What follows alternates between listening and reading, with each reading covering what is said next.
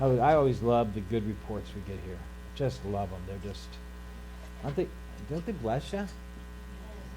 You know, we see the path that you know, that one line that says, you never stop working. I don't care if I see it. I don't care if I feel it. He never stops. He just never quits. He doesn't give up on us. Even when we think about giving up, he doesn't give up on us. And I would imagine there's not one of us in here. Maybe there's one or two. I don't know. I should never say there's not one of us, but that we've thought about giving up a time or two. But inside, our spirit man says, no, you're not quitting. God doesn't quit. You can't quit either, you know. And that doesn't matter what what it was you might have thought about quitting. You can't quit the faith. You can't quit doing what you know is right in the kingdom. In the kingdom, and it's important for that. I'm gonna continue today. I knew that the idle threats of last week would go unheeded, so I went ahead and prepared my own message. So that's all right. We're good. Anyway, we're going to continue on with the gifts to foreign lands or foreign countries in part 4. We're going to talk about kindness. I'm not sorry, that was last week. Joy and faithfulness today, or faithfulness and joy, whichever. And then turn over to Mark chapter 16. It's been our foundation verse for this series. Mark 16. It seems like I've been doing this series all summer, but I know it hadn't taken that long. Mark 16, verses 14 through 18 says this: Later he appeared to the 11 as they sat at the table, and he rebuked their unbelief and hardness of heart, because they did not believe those who had seen him after he was risen. You know, there's a lot of believers. I don't want to say a long time here because I got just 2 passages of scripture today for each point, but it's the whole passage, so it's the whole part. The thing is this here is, he rebuked their unbelief and hardness of heart because they did not believe those who had seen him after he'd risen.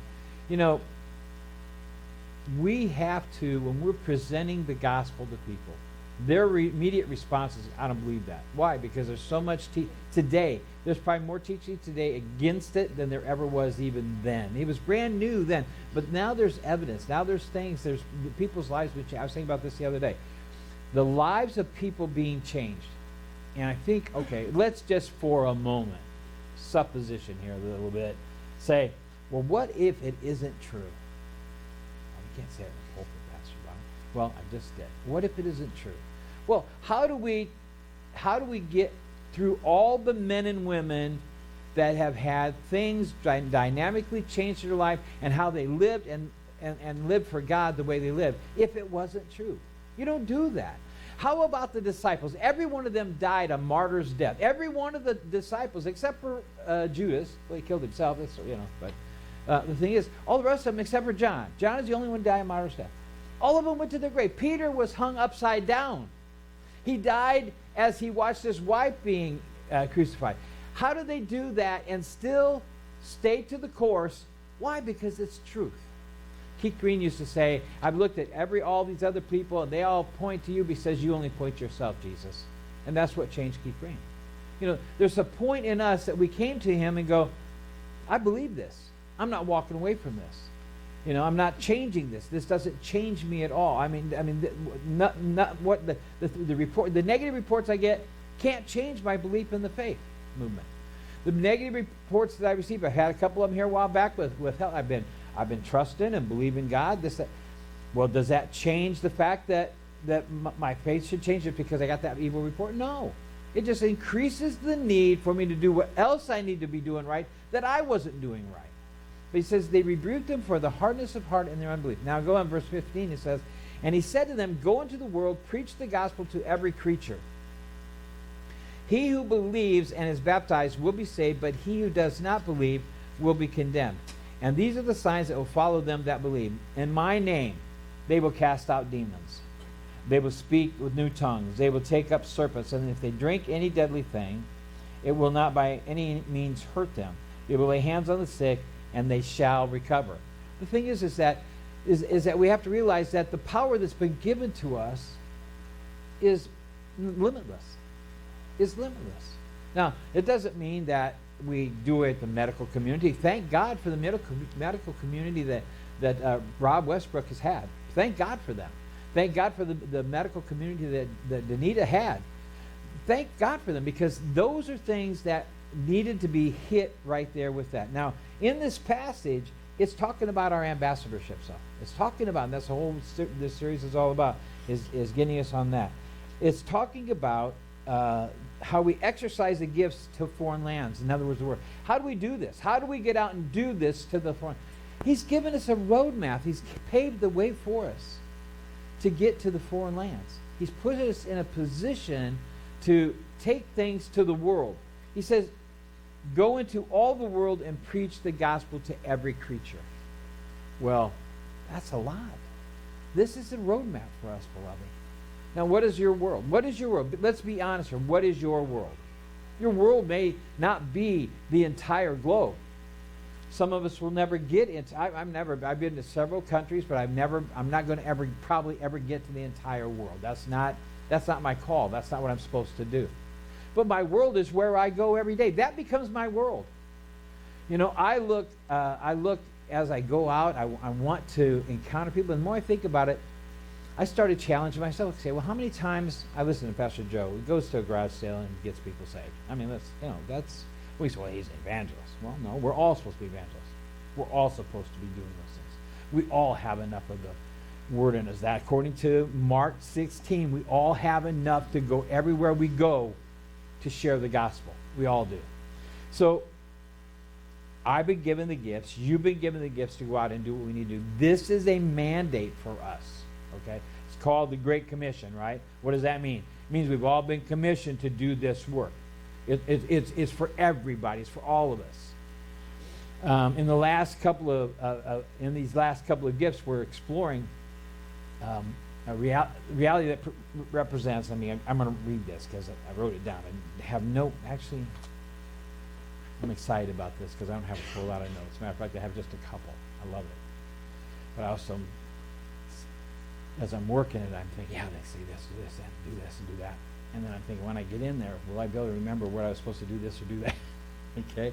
The thing is that in this last couple of gifts, in joy and faithfulness, we're really represent how God wants us to work and change our atmosphere. Wherever we go, beloved, that joy should be represented. I'm not saying walk around with a smile on your face all the time. I'm not talking about that. We can't do that. Well, you can try.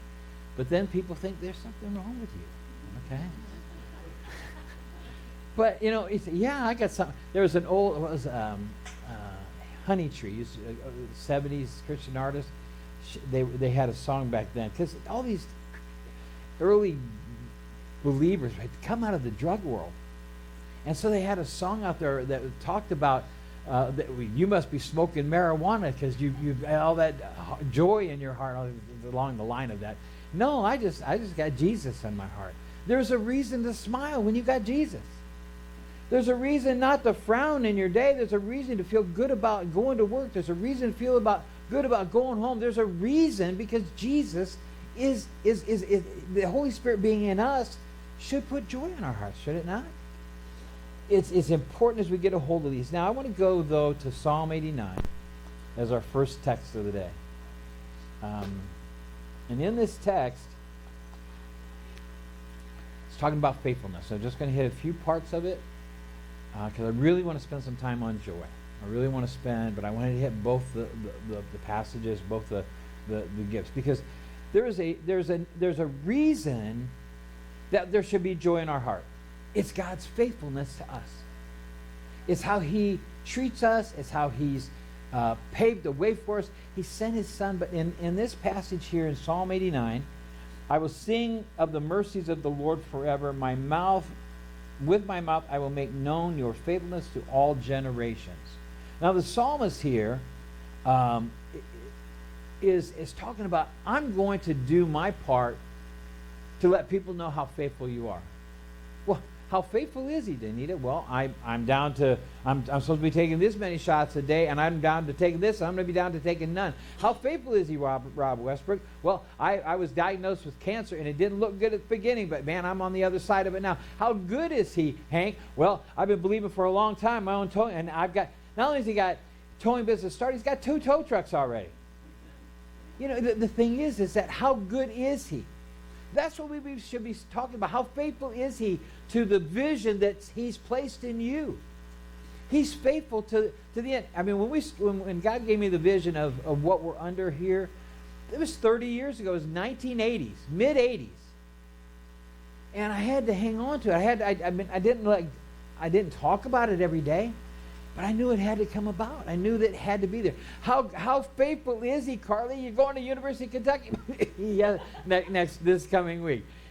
And by the way, for those in Kentucky, I'm wearing this shirt, but underneath it, I have all of my love. Alabama. I'm glad. Isn't it exciting that she's going there? And she's going to be part of family down there, and they're excited to have her come. That's the important part. You know, when we talked about it with the girls, about, you know, when they asked us about it, we talked. And when Carly started talking about it, I used to joke with her. I said, you'll be like at ICC for 4 years. Like, get your bachelor's degree there if you can. I don't know, because she's a home person. She likes being around family. She is she's not adventurous as Kylie was to just get up and move. Kylie, you know, but Carly got in her heart. She fell in love with the people of Kentucky. And Pastor Jim, I haven't figured that one out yet. I really don't understand that one, but that she fell in love with them, and it was like, that was like, for Deb and I, it was like it was like, oh, that's good, because she's going to be there with people that know her, that she knows, and that love her, and that she loves. That's an important part of it. As the next group of them come up, Jaden and Joey and Jordan, you know, we'll be believing for those things. Why? Because God's faithful to the parents. He's faithful to the kids. He's going to open up doors for you. Why? Because of his faithfulness. When you start having these ideas and these visions of what you'd like to do and what you think you like, he's faithful to that. Because I remember what it was like when I was in First Assembly under Pastor Callahan. And I've said it before, I won't dwell on it. The thing is that sitting there in that church thinking, someday I'd like to do that. I didn't even like getting in front of people. I didn't like talking in front of people. Small group. We were going to run a small group. I can't run a small group. And it was like, the first time I did a test run on a small group in my group leader's home, I lost it. I mean, I lost control of it. And he goes, well, you lost control. So I said, well, take it back, Terry, take it back. You know, the thing is that we ran them and we became pastor. God's faithful to what he's placed in your heart. It's there. He's going to give that to you. If you're looking for something that you feel like, I still need that piece of my puzzle to make me whole, God's faithful to it. You just put it before him. This psalmist here says, I sing to the mercies of the Lord forever. With my mouth I will make known your faithfulness to all generations. For I have said, mercy shall be built up forever. Your faithfulness you shall establish in the very heavens. In other words, it's already established. It's already there. What you're believing for is already there. You know, a couple of years ago we talked about, I've been going through our books. As a matter of fact, I'm thinking about, I need to do it today. Today, I'm putting a deadline on when you have to turn in your visions into Rob. No later than the last Sunday in November. Because, see, we need to get them done. And it's going to be a little bit bigger book. That's the wrong book. But I'm happy for you that you still have it. It's good. I like it. Why? Oh, you know what? You're right. 1st of November. First Sunday in November. That gives you 2 months. There's no reason it should take you 2 months to do your vision, but you're not doing no dittos. That'll be easy. What I say last year, I'll do it again. No, don't do it again. I want to see some change, because I want to see them before they even get printed. I want to look back. If you something hasn't taken place, yeah, well, let's do that. But I don't want to just what we sent him last year would be easy. We'll do that in 10 minutes. The thing is that these books, what was I saying this for? Yeah. All right, I'll think about it. Well, the visions. So the first Sunday in November, have everything to Rob. And the thing is that the books are important. And this year, this coming year, it's going to be even a little bit thicker and a little even more different than what it's been. Why? Because it's a part of us. It's who we are. I want to build something that allows you to look at your life and say, this is what I'm believing for. This is what I want. This is what I'm after, God. This is what I'm after, and I want it to happen. So you can say, well, I know part of Debbie's vision. We're going to have the vision board up here soon. They've already ordered it, so soon it'll be up there. By the beginning of the year, we'll have a board over here that says answered prayers that we can write on when the prayer has been answered. Why? Because we want to establish in us God working through us. God working. Good reports, the things that He's doing. You can come in here, and I've seen it happen in churches. I'm not sure if I've seen it here, but if it has, don't let me see it. The thing, I had a guy one time, actually, in the church that this church birthed out. He was actually the head of the deacon board. He was the head elder, the chief elder. He was the high priest of the church. Okay, and so he's up there and he's giving he's doing offering, and he's taking up the offering, and he's standing up there and he says, "Well, we need to get the offerings up, because if we don't, we're going to have to close the doors of this church." Now, there was 2 couples in that church that day that never came back. Why? They were brand new. Well, I'm not going to get part of a church that's going to fail on me after a month. We don't do that here. We give the good reports. Why? Because the good reports encourage us. And someone comes in here and they're having a rough time. We don't want to sit around and talk about how bad it was at work this week. How horrible my employer. You're there for a reason. You're there to change your employer's life. Why? Because God's faithfulness is working through you. The thing is that we have to get a hold of these things, and it's already established. In verse 5 it says this, "And the heavens will praise your wonders, O Lord, your faithfulness also in the assembly of the saints." Oh, when we're together, His faithfulness is at work here. It's reminding us that everything that happens has a positive report coming out of it if we allow it to happen. It doesn't matter. I went to the VA, talk about it. I went to the VA. I've been believing God for my blood pressure to change and stuff to change, and I didn't take the medicine. Didn't need to go. Bad boy. The thing is that that's not the way to handle it. I trust God. That's the number one. That's still my number one. But I wouldn't go back to the doctor. I hadn't been back. I'd gone to the VA about 4 years ago, I think it was, and that was the last time I went. Well, they changed doctors on me, and the old reports, and I had been. Well, then I've got. This is like my 3rd doctor I've had. And this guy's sort of funny. I've sent him face to face twice, and it's a total of about 8 minutes. I think he's a psychiatrist or something. I don't know, because you don't see them very long. The thing is, he sits down, and the first meeting with him, I know the one nurse, and he goes, "How do you know my nurse so well?" And I really couldn't tell him. I shouldn't tell him. And he pressed me. Well, I just want to know how. I'm thinking, well, I just know her. And pretty soon I had to tell him, well, this or that, but it's like that's all he talked about was, how do you know my nurse so well? Because I knew who she was, I knew her husband. And it's like, dang, I need to watch what I say sometimes. Well, not in here, it's okay. But the thing is that we have to realize, I don't know why I told you any of that, other than the fact when we're together, that faithfulness of God it's here. You don't come in here. Now, I'm not saying don't come in and not share a need you have. That's not what I'm saying. Exactly. The thing is that you come in and you don't get into. We don't do this here, but I've seen it in the past. You come in and you just sort of gripe about last week at work. Well, no, you don't do that. First off, you're the light in darkness. You're there for a reason. You're there working for a reason. And the thing is that if and you have to realize God's faithfulness to you being there and having that position, having that job. It goes on down to drop down to verse 7. It says, "And God is greatly to be feared in the assembly of the saints, and to be held in reverence over all those who are around him." Verse 8, "O Lord God of hosts, who is mighty like you, O Lord. Your faithfulness surrounds you. your rule, you rule the raging of the seas. When the waves rise, you still them. Think about that for a moment. He rules, and Jesus did Jesus not express that in the boat when he said, "Aren't you? We're going to drown." Oh man, you guys you should have just let me see. Where's your faith at?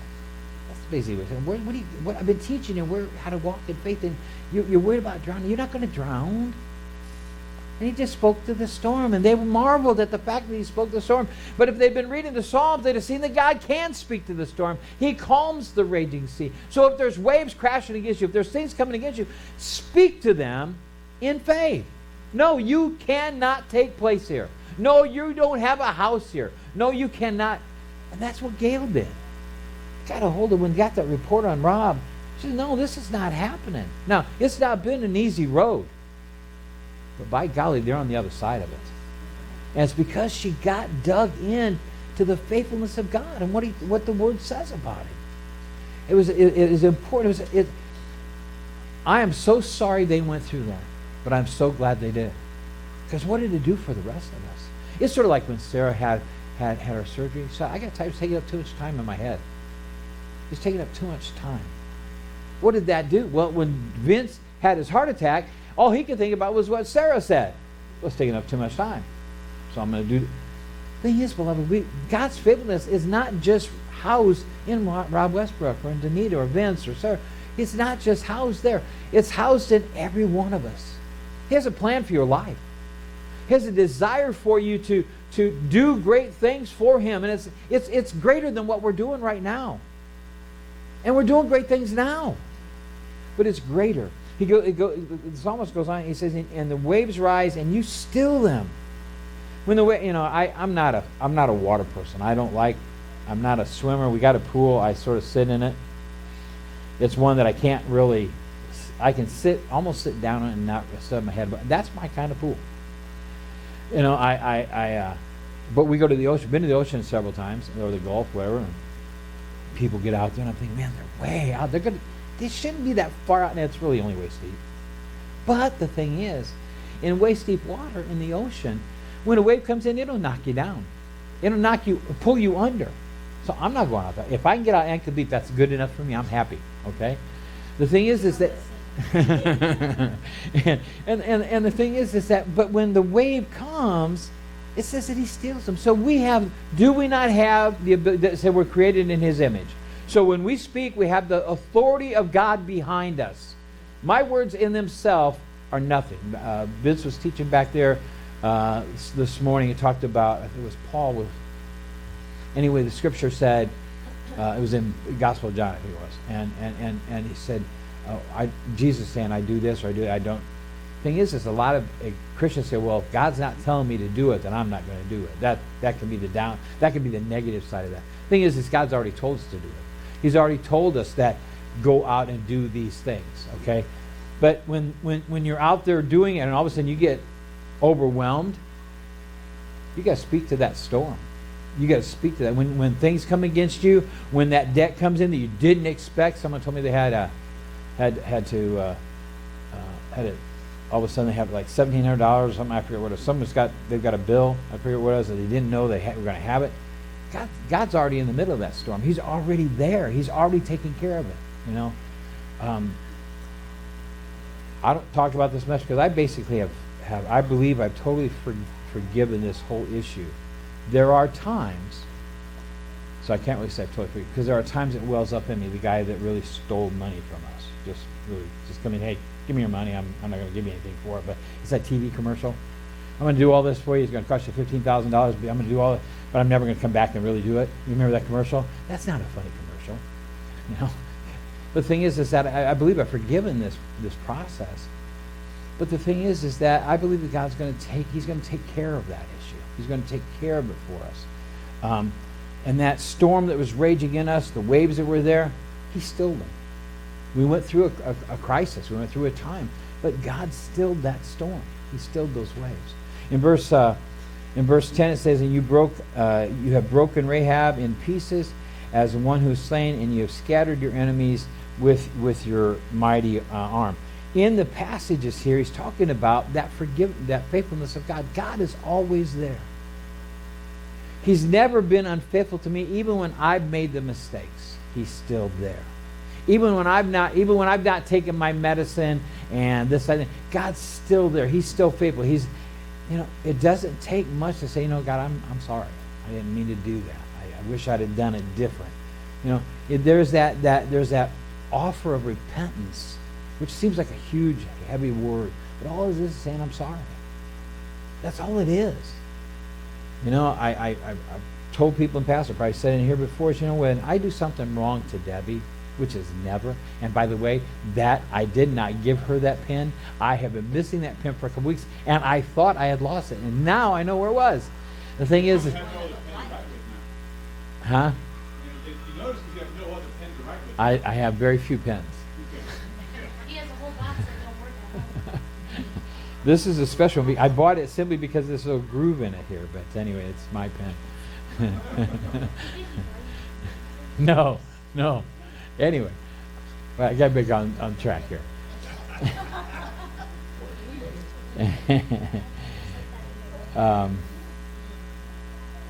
In this passage, when you make mistakes, when I do something that I've hurt her feelings, when I do something that I've hurt her feelings doing, if I say something, and I've done this a few times in the years of preaching, that I've said something, she goes, and I look at her and I go, yeah, that one's going to hurt later because I did something, I said something I shouldn't say. And I don't mean to do that to hurt her, but when I do, my first reaction is, I'm sorry. I probably shouldn't have said it like that. I'm sorry.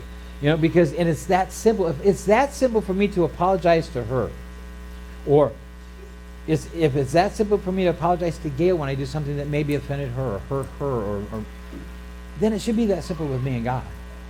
It should be that simple for me to go to Him and say, I'm sorry, and take the heavy word of repentance off of my mind, but just say I'm sorry. He's faithful. He's faithful to take me right back where I left off at. When Debbie and I, we don't argue anymore. We don't argue.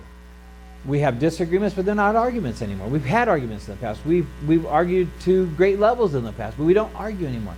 But the thing is that when I go and I go to her and say I'm sorry, one thing I've learned this in marriage counseling, or actually in marriage, my own marriage, I take it to marriage counseling, is that the first one to say I'm sorry really wins the battle. Because the other one will always come back and say, you know what, I'm sorry too. I shouldn't have said it like that. I shouldn't react like that. And that's exactly what Deb does all the time. When I go to her and say, I'm sorry, she says, I'm sorry too. I shouldn't have.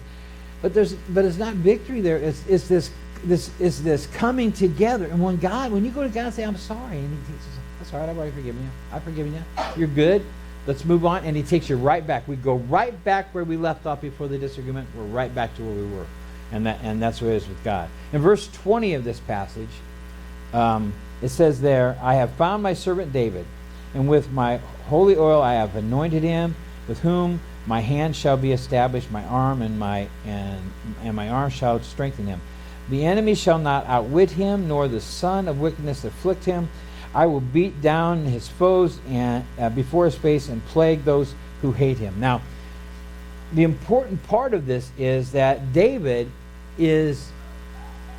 Jesus is the root of David. David was so special that God brought His son through the lineage of David.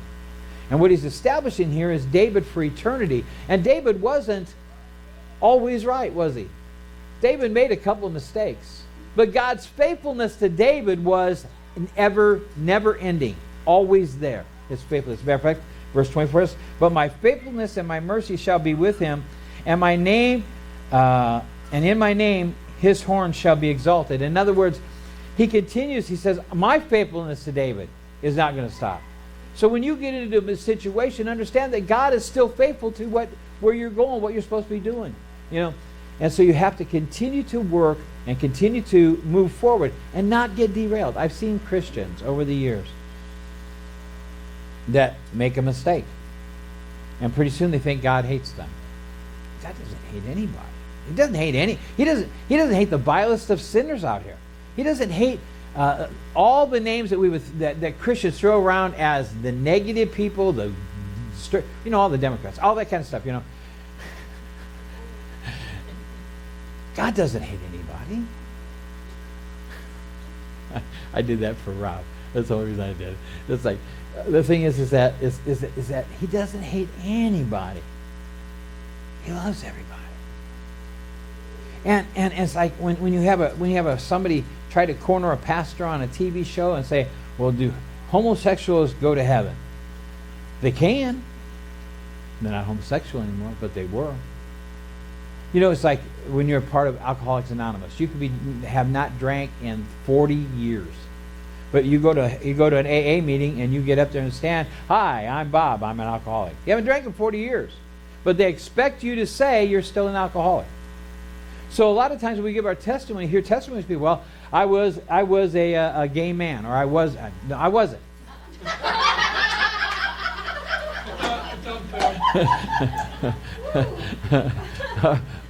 was part of this community. I was part of that. No, I was, but just for everybody to know, I wasn't. Even though I've got Kentucky on, I wasn't. The thing is that when you stand up there, yeah, you were at one time, but you're not anymore. I was once this over here, but I'm not that anymore. And it doesn't matter where you came from, because where you're at right now is the important part. But people like to hold us to the that old stuff. But I'm part of that root that Jesus is. I'm part of Jesus, but part of that root of David. Amen.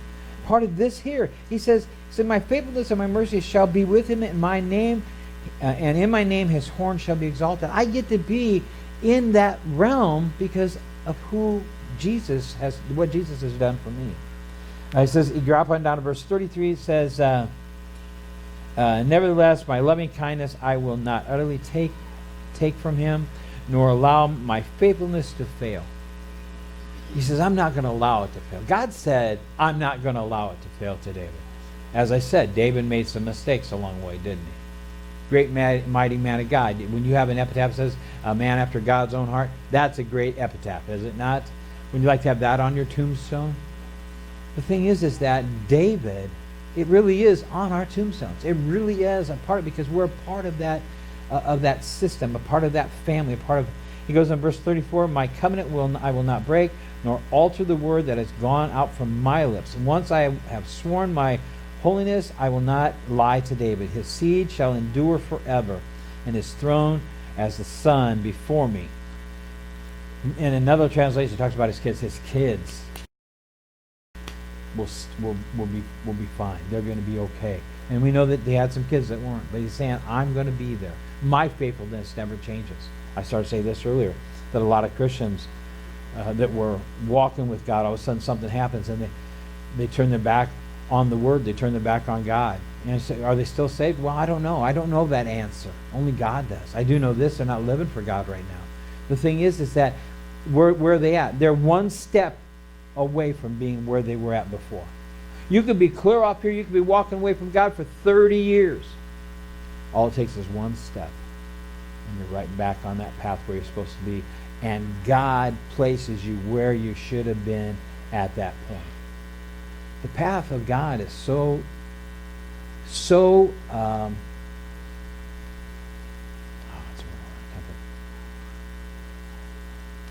the direction never changes. So you step off and you step back on, you right back where you're supposed to be. I know a young man, I won't use any names, I know a young man that stepped off the path a couple times. But when I talked to him when he got saved at about 16, I said, how long were you saved? How long have you been not saved? For 16 years. I said, if you give God 16 years of your life, the next 16, you won't want to go back. Well, along the way, he would step off once in a while. But when he stepped back on, it's almost like right where he left off. But the thing is, he's stronger today. Now that he's back on the path, and he's standing across. He's stronger today than ever before. He's a great teacher. The thing is, why? Because God's faithful. That's where God wanted him. That's where God planned for him to be when he was born. Not just at 16, but when he was born. At 16, he stepped on the path where God wanted to take him. But we step off every once in a while. So don't get caught up in the fact that I made this mistake and it's irremovable. It's never irremovable for God. You know, it's like When we don't take our medicine in the natural realm, is that irremovable? Can that hurt, damage us permanently? Yeah, it can. But it doesn't damage us permanently as long as we're walking the path, because God will heal us of those things. He will take care of those things for us. What's ahead for Rob and for Danita and for all of us that have had things come against us physically is divine health. The Word promises that to us. If you really desire to chase after something in the faith movement, then chase after divine health. Because as Rob, I think, has said it before, maybe Jeb, maybe others, have said, you know what, there's one thing people can't argue with. Doctor said you have stage 4 cancer and now you're cancer free. Stage 4 means that's the last stage. That's it. You're over. You're toast. Doctor said you had a widowmaker heart attack, but you're alive today and you're breathing and you're doing strong. Nothing wrong. The doctor said you had over 8, that knocked the machine out of order because your sugars were so outlandish. But yet, see what I'm saying? God promises us divine health. So we're going to chase after, let's chase after that. Let's pursue that, because I believe once you get that done, everything else comes in line. I mean, once you walk by faith in that, all of a sudden your faith is strong enough to walk for paying the bills. And if we don't get caught up in those things, let's chase the thing that really speaks to, because you know what? Everybody can get rich. Just go hit a lottery number right. Anybody? Am I serious? Money doesn't change people's opinion of what God can do. Buying a $1 million home doesn't change the opinion. The thing is what changes the opinion of people is God's faithfulness to your health. Faithfulness to see when you're doing all the right things. Because once you get on track, Danita now is all about, I'm going to get this so I don't take this insulin anymore at all. Period. I'm all about not going there. Why? Because I'm going to do what I've got to do right. The thing is, let's chase that. God is always pursuing, if we're pursuing the things of God, He's always pursuing us, and He's got us on a path where we need to go. The second gift I want to talk about, because when you walk in the faithfulness of God working in us, should bring us this next gift without a question. Our hearts should be so full of joy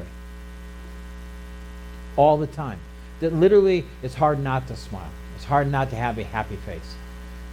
It's hard not to have a smile in your eyes. I like to watch people's eyes, because it's the eyes that will tell you their story. They can have a smile on their face, but their eyes can still look sad. They can have a sad face, but their eyes still look happy. Okay. One of the things that caught me, because I just love her, and I just make sure in case I mess up anything over there. Debbie's eyes were one of the first things that I noticed about her when we met. I loved her eyes. The day I just fell in love with her because of what they spoke to me. They said things. You know, the thing is that we want our joy to be resident in all things. What, did I do something wrong? Okay, good. Matthew 13:44 says this. Again, the kingdom of heaven is like a treasure hidden in a field. When a man found it, hid, and for joy over it, goes and sells all that he has and buys the field. For the joy of finding this hidden treasure. What's Jesus talking about here? He's talking about himself. He's talking about eternity. He's talking about the life of God. He's talking about being a believer. And he says that the guy goes and sells all that he has because of the joy that he feels in his heart, what he found in that hidden in the field. Is it not hidden? You have to really sort of search for it, don't you? And a lot of times people are talking to you about it. They're helping you dig up that treasure. But you have to dig it up. You have to find it. And when you find it, the joy that should come over you. What happens here, I believe this happens to most of the people that go in missions field, is that they found that joy. And they said, I don't want anything else. I'm going to go do this. I believe there was a book I read here a while back. I think I've already talked about this guy. But there was what they called the one-way missionaries. And instead of packing bags to go to the mission field, they felt so called to it, they sold everything they had. And all they packed with them, that they took with them, was they packed it in a coffin because they weren't coming back. Now that sounds pretty depressing. I know Pastor Council, I'm not down in no mission field. Well, but the thing is that his true calling is not a missionary either. You know, you look at the martyrs. Well, some people say, well, the martyrs shouldn't have died that way. Well, but I don't know. Could they have been? I saw a story here a while back of a Englishman that went on the missions field in South America back in the 20s or something like that, and he was so sold out to it. I can't remember the name of the story. It was on Netflix or something. And it's like he was so sold out to it that he went back on it several times. And they told him, you can't do this. You don't have the funds for this. He went back on it several times. But his purpose was he wanted to minister to the natives of that land that he was going to. He never returned. He never came back, and they figured that he died there. And well, is that the call? I'm not planning on going and dying in the missions field. I did that once. Not going to do it again. That wasn't my call. That wasn't where I was supposed to go. That's why God healed me too, because I wasn't supposed to die there. Okay. Thing is these guys go. They said they found such joy in what they found in the hidden treasure that they sold everything else and went on their way. We find that the field of Christ is there. A couple of years ago, I wasn't running. I don't run. That's why I built cars. I was walking 8 to 10 miles a day. That's good enough air under my feet that I want. Okay. The thing is that I was walking the neighborhoods. That's what I would do. I'd walk the neighborhoods of where we live, and I had routes I would take, and I would change them up just so I could have to switch up on things. And I'm walking along one day. It's a pretty day out. I'm just enjoying myself, and I'm walking on this side of the road. And I look over there, and the gutter on the other side of the street is a dollar bill. And I thought, a dollar bill? I looked around. Nobody's out here, so I went over and picked it up. Now, a dollar bill doesn't sound like much, does it? But for me, at that moment, it was like God was thinking about me. I don't know what I was doing at the time. All I remember is finding that dollar bill, and it was a special moment. Now, it's sort of like you go out in the parking lot, you find a quarter. Do you leave it? Who leaves the quarter? How many of you will leave a penny on the ground when you find it? No. Jeff does?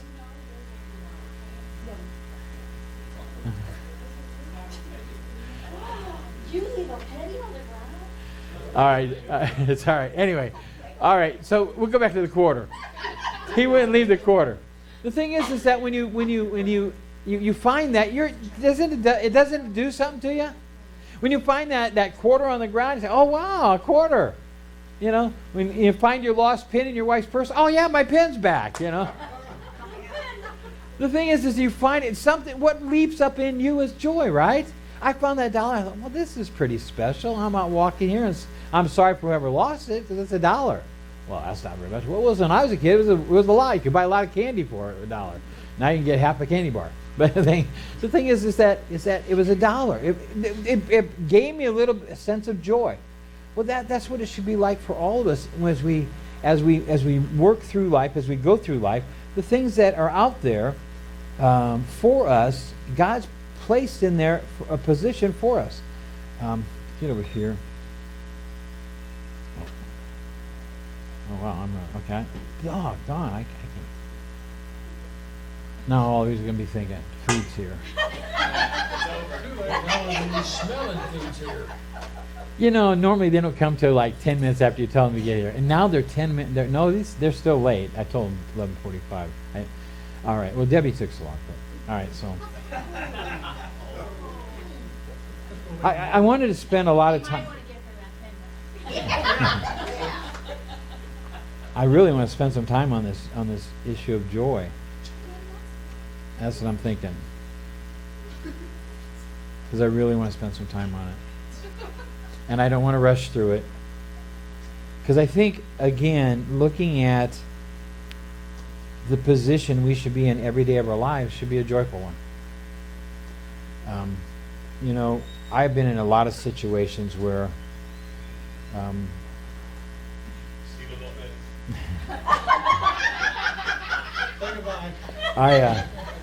been in a lot of positions. A friend of ours, Rick Kinsinger's first wife, when she passed away, they weren't married at the time, but she was dying of cancer. And she had been healed, actually. We'd taken her to Tulsa, and she came back from healing school, and she was healed. She was clean of cancer. Got back here, and all the reports that she would get from everybody that was close to her family, they'd say, well, you got cancer, you can't do this, that, that. And that's all they talked about was the negative part. And that came back, and it caused her. We were in we were there the day she was basically dying. And used to tease her a lot. She didn't have a big nose, but I used to tease her about her nose. And yeah, yeah. And I used to tease her about her nose. And I was standing she was laying in the hospital bed in their living room, and I went up the top of and I just praying. But I was standing over, like looking down like this. I said, "Dang, Vicky, you do have a big nose. A fly could use it as a runway." Now, was that but the thing is,